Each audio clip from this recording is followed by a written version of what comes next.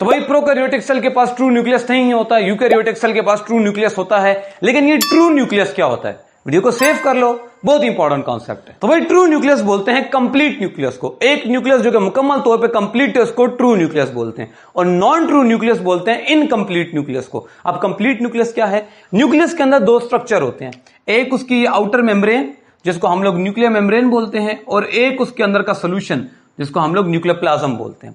ठीक है, अब ये न्यूक्लियर मेम्ब्रेन और न्यूक्लियर प्लाज्म, जब एक सेल के न्यूक्लियस में ये दोनों चीजें मौजूद होंगी उसको हम लोग ट्रू न्यूक्लियस बोलेंगे। तो जो यूकैरियोटिक सेल है उसके पास न्यूक्लियर मेम्ब्रेन भी होता है और अंदर सोल्यूशन भी होता है न्यूक्लियस के, इसलिए हम उसको ट्रू न्यूक्लियस बोलते हैं।